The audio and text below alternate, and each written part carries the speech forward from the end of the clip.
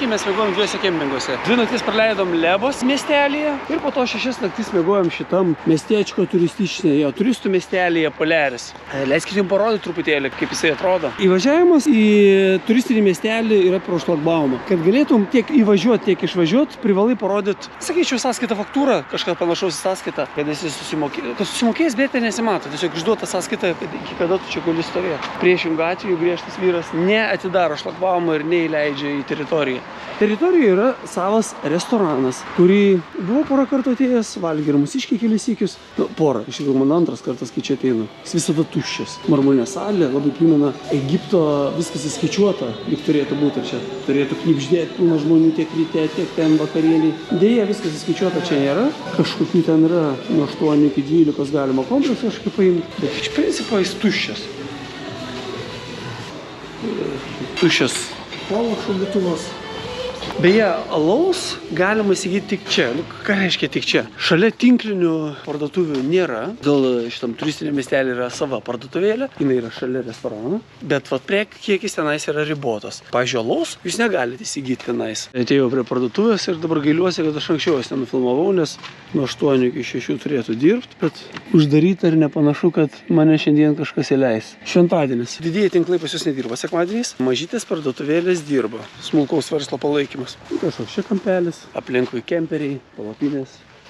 Šitam Heliškių šaly labai daug kaitavimo ir burlenčių mokyklų. Ir va čia viena iš jų, Megasurfas, pažiūrėkit, kiek įrangos jie pasistatė, pilna lentų, savo atskirą pilna būrių, atskirą teritoriją. Kas gražu, kad jo, šitie vandens sportai čia iš tikrųjų klesti.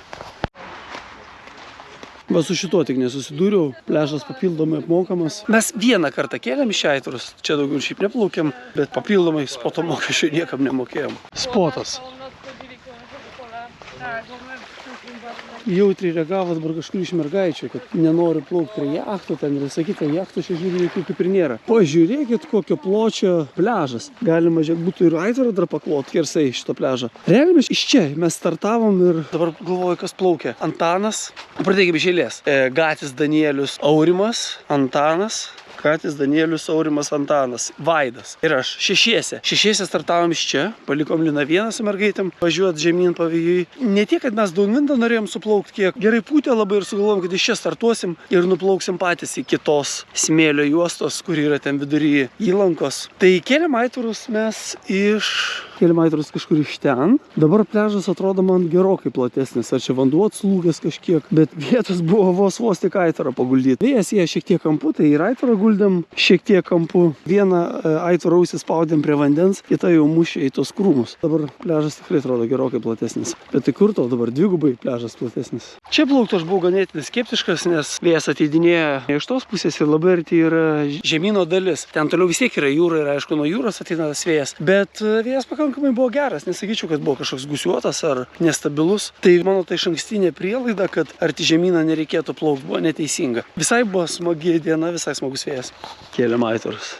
Tokio pločio pliažu mes naudojamės. Startuot savo aitvaram. Barą vyniojom tiesiai į vandenį. Čia iškart vyniodami turėjom atidžiai žiūrėti, kad stropos būtų nesusuktos, nesupintos. Žinot, ar ne, kad mes barų nenurišinėjom. Prilaikai prižiūri priekinę vairavimo stropą, kad atskirtum, ar jos nėra susikryžiavę. Ir kabinė aitvara ir keli.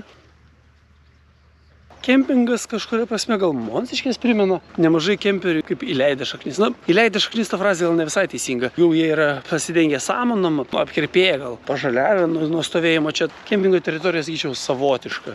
Čia stovi technika, pavyzdžiui. Laivas, matos, jau apleistas, tenai čia stovi. Apleisti kemperiai. Netikiu, kad juose kas gyvena. Žodžiu, dekoras savotiškas. Stovi technika. Megasurf, tos pačios mokyklos parduotuvėlė, nuomos punktas. Čia vat ką veikia šitas, pavyzdžiui, kodėl čia reikalingas. Registratūra, gana tvarkinga. Čia panašu, kad kempingo darbuotojai gyvena, kažkokia atskira teritorija, konteineriai. Atvažiavę įsikūrėme šitam gražiam miškelį. Buvo kaip tik vietos, atrodo, pušinėlės, ko ne, pavėsis, kad nuo saulės. Bet ko mes nežinojom, kad čia visą parą dirba kažkoks, nežinau, generatorius gal. Ir jeigu dieną jo mažiau girdi dėl aplinkinio triukšmo, tai naktį jis ūžia labai garsiai. Ekskavatorius. Panašu, kad irgi jau senokai eksploatuotas. Kodėl šis stovi? Vėl kažkoks sunkvežimis, visas jau apaugęs, bet stovi. Kempingo dekoracija. Priekabos. puspriekabis. Toliau čia prieinam tualetų kompleksą.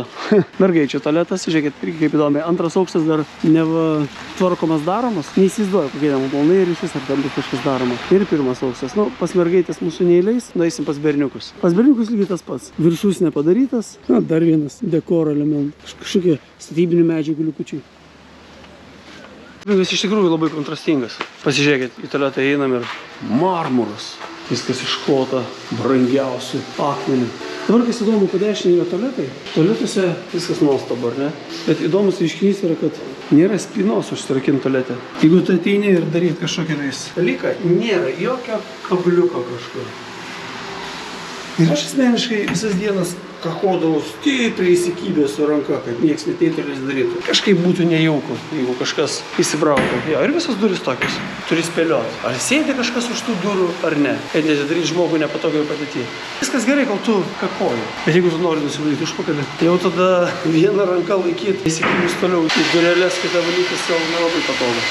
Čia ateinam į dušinę. Dušinėse kaip ir daugumoje kempingų vandens nėra. Nemokama duoda šalta. Jeigu nori šilto vandens, įsimeti monetą, buzuokus ir gauni 4 minutėm šilto vandens. Porą dienų prausiaus, naudojaus šilto vandens paslaugų, o to įpratau šilto vandenio nebesinaudoti, pašaltai. Tačiau kranuose šiltas vanduo bėga be jokių problemų. Pasiškai šulys ganėtinai siauras, bent jau toj daly, pradiniai daly, kur mes gyvenam. Čia yra viskas. Jūra yra netoli kaip ir pliusas, ar ne? Bet kadangi šitą siaurą ruožą reikia jiems sutalpinti ne tik kelią, bet ir geležinkelį.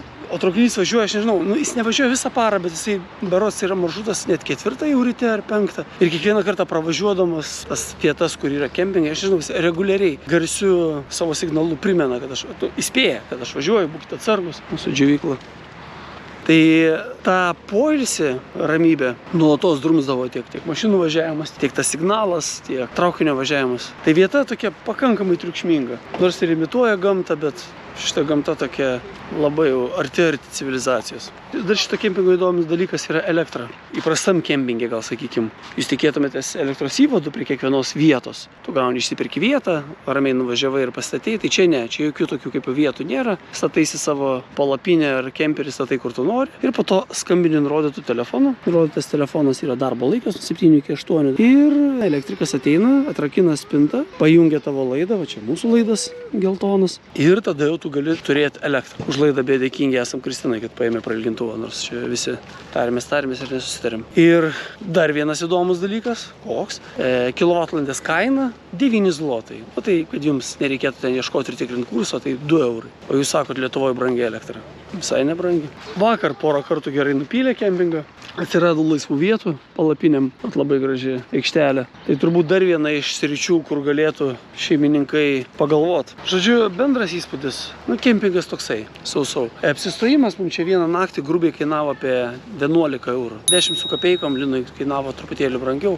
Priklauso nuo to, keliesi atvažiuojat automobiliu, ką statot, palapinę ar kemperį. Pridėkit dar vandenį, pridėsim dar elektrą, tai kažkur sakyčiau apie 11 eurų. Prieš tai buvom apsistoję kempingė, kur mums kainavo viena naktis 10 iki 10 eurų. Tai ten turėjom nemokamą Wi-Fi, turėjom karštą vandenį, neskaičiuojamą, naudokis kiek nori. Pakankamai tvarkingai gražiai įrengtą kempingą prie pat jūros. Tai šitas kempingas pagal kainą, sakyčiau, nusileidžia. Jis apskritai toks palieka bendrą įspūdį, kad savininkai nenori investuoti. Apie kainas kalbu tai, kad pagalvojus jie surenka didelę sumą pinigų. Bet toks tarsi susidaro įspūdis, kad yra kažkoksai jau vyresnio amžiaus šeimininkas, kuris turi tą teritoriją, pats jau dirbti nebelabai nori, kad kažko tais dar čia daryti, tvarkyti, organizuoti ir leisti pinigus. Nemato ko gero prasmės, tiesiog turi vietą, kuri neša pinigus, jis tos pinigus renka ir gyvena tais pinigais. Kita pusė be abejo tokia ir būtų gal, kad ar įkišus daugiau pinigų čia į visą šitą teritoriją, ar tu surinktum daugiau? Klausimas. Ko gero galbūt taip yra labai logiška, kol žmonės neša tos pinigus, tol tu juos ir imi. Grąža gaunasi didžiausia, pajamų tu gauni, išlaidų nėra. Bet bendrai, kaip turistui čia būnant, rodos labai norėtųsi, tos tvarkos būtų daugiau. Tvarkos, pačios infrastruktūros. Taip atrodo, aš daryčiau kitaip. Bet galbūt iš tikrųjų ne kiekvienas darymas yra racionalus. Skundžiaus, kad negalima užsidaryti ir negali ramiai pasėdėti. Tai ne, visgi šalia mūsų palapinio yra atskira dušinė, neklota marmuro, bet plytelės paklijuotos. Tai šitą tualetą galima įvartinti. Vienos kabinos tualetas, kažkas vandens nenuleidęs. ir dušinė. Taip pat su monetom šildomas vanduo. O Kriapiuose bėga vanduo šiltas. O vat indam plaut šilto vandens neduoda. Nereikia šilto vandens indam. Vaikutį, ar patiko tau čia? A gerai tėtė atvežė? Gerai, Ką, a kas čia buvo gero? Snarglys. Nežinau, ar šitą galėsiu dėti video. Spotas snarglys. Bet tai gerai, kiek kartų ten buvai? Vieną. Ne, vieną jo. Vieną kartą ten buvai. Bet buvom prie gero vėjo Taip. ir 5 valandas. Kai klausi visada, ar buvo gerai, tai geriausias indikatorius yra, ar sugrįši čia. Ot ką tu, Linai, galvoji, ar grįši čia? Ar važiuotum čia, jeigu rodytų prognozę, pavyzdžiui, 2 dienom vėją, 3 dienom vėją? Čia Lenkija nevažiuočiau. Nevažiuotum. Labiau į Sarėmus grįžčiau, O, jeigu taip įmant, lyginant. o čia tai staigmena. O man atrodė atvirkščiai, kad aš gal čia važiuočiau, į Sarėmus nevažiuočiau. Tai Haidėmas. dėl to iškišulė, tik tai Taip, smagu. Bet žinai, tie kelionė 8 valandas. nu iki Estijos. Estijos. Nu, tu Ukmergėj gyveni, tau arčiau galbūt. Antanai, ar patiko tau čia? Patiko. Ar grįžtum dar čia? Mielai. Vo. Kryžius grint. Vieta tau Sarėmuose patiko? Man tas su Tulatės, kur ten tos... Ai, supratau, kuris važiavo. Jo, kur brist reikia. Vos ne porą kartų. Jo, kur brist reikia. Bet ten per daug sapnų. Ar ten būna ir ne... Ne, tai būna, manau, kad visai, jeigu pučia į krantą, tai ten tikrai pripučia daugiau. Supildo. Nu, tai bet sako, Hademas tai yra negeriau. Nu, tai mes tada nepabandėm. Tai kam važiuoti pasarėm, gal Hademas tą Tai važiuojam? Hadėmės tą galima. Kada važiuosim Hademas? Rudenį, kai pakilsime. Dabar tai norėčiau iš tikrųjų į Vokietiją. Šiaurės pakilsime. Vokietija tam prie Danijos. Jo. Vieną Bet aš galvoju, vietelę. mes ne su tavim žiūrėjom. Čia sėdėjom, žiūrėjau, kai tavai ieškojau, jo, ten yra ne viena vietelė, ten daug Ten vietelių. figa, ten tų Jo. vietelių, aš tau žiūrėk, ir parodysiu vieną. Vaikų dar į mokyklą nereikia ir iš čia arčiau važiuoti negu iš Ukmergės. Yra planas tenai su keltu į Kylį varyt. 3-3. Čia kam žmogui? Pirmyn atgal su mašina. Dviem. Jau nebe taip baisiai skamba. Netgi jeigu iš anksčiau planuojant, tai pigiausiai mačiau 2-2 galima. Nu, čia jau neblogai skamba. Varai į Kylį, iš Kylio važiuoji į Lystas. Va, skylė, nu čia yra stulpukų ir yra vaizdelis iš drono. Žiūrėk kokia. Bala, visos kryptis, visokių iškišaliukų.